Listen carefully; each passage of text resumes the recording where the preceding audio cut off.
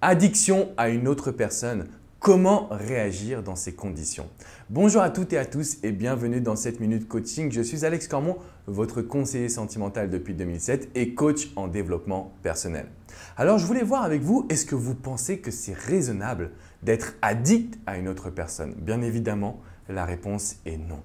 Aujourd'hui, dans notre société, la première cause de rupture, de divorce et de conflit dans la relation, c'est la dépendance affective.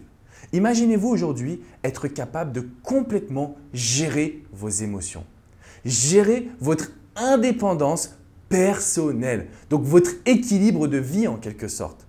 Cela vous permettra de mieux gérer votre relation, d'apporter plus de bonheur à votre partenaire et surtout d'être beaucoup plus épanoui dans votre quotidien. Alors si vous regardez cette vidéo, c'est parce que vous avez besoin de solutions pour ne plus être addict à une personne. Je donne souvent l'exercice d'équilibre des 4 vies. Vous avez votre vie personnelle, votre vie professionnelle, votre vie amicale et familiale et enfin votre vie sentimentale. Chaque semaine, je veux que vous réalisiez un exercice qui vous permette d'ordonner vos objectifs et vos missions dans chacune de ces 4 vies.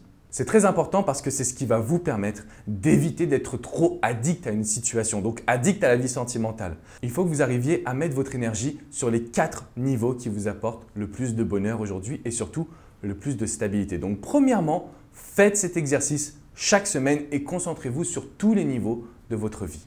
Deuxième exercice pour sortir de l'addiction à une personne, il s'agit de prendre sa vie personnelle en main et de se demander que puis-je faire de nouveau?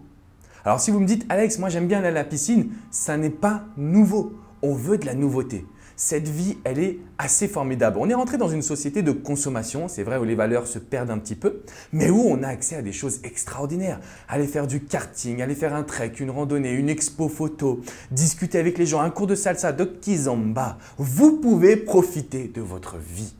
Si vous restez là cloîtré en vous disant « Ah oui, mais je ne suis pas aimé. Oh oui, mais mon ex, elle ne m'aime plus. Oh oui, mais ma partenaire, elle n'aime pas que je fasse ci ou que je fasse ça. » Vous n'allez pas vous en sortir. Si vous êtes défaitiste, si vous êtes négatif, si vous n'avez pas envie de croquer cette vie à pleines dents, votre relation va aller droit dans le mur. Et ce n'est pas ce que je veux pour vous. Donc, premier exercice, on l'a vu ensemble, on équilibre notre énergie. Deuxième exercice, on vit de la nouveauté. Donc, vous pouvez réaliser ce que j'appelle la dream list. Vous prenez une feuille, un stylo et vous notez tout ce que vous aimeriez accomplir dans votre vie. Tout ce que vous aimeriez pouvoir réaliser et qui va vous apporter du bonheur. Une fois que vous aurez mis ça en place, vous allez pouvoir vraiment vous challenger. Vous allez pouvoir apporter plus de positif dans votre couple. Et je peux vous garantir que vous ne serez plus addict à une personne. Vous serez addict au bonheur, au moment présent, au lâcher prise. Donc, troisième point, formez-vous à ces notions. Ça peut être la méditation, ça peut être le yoga, ça peut être la spiritualité. Profitez du moment présent. Aujourd'hui est le premier jour du reste de votre vie. Vous allez être heureux et heureuse pour ce que vous êtes. Je compte sur vous là-dessus et si vous avez des questions, c'est dans les commentaires juste en dessous. Je vous invite vraiment à vous abonner à cette chaîne. On est plus de 100 000 à parler de bonheur en amour et de bonheur au quotidien. Si vous avez des questions, n'hésitez vraiment pas. De mon côté, je vous dis à très bientôt. Ciao, ciao les amis.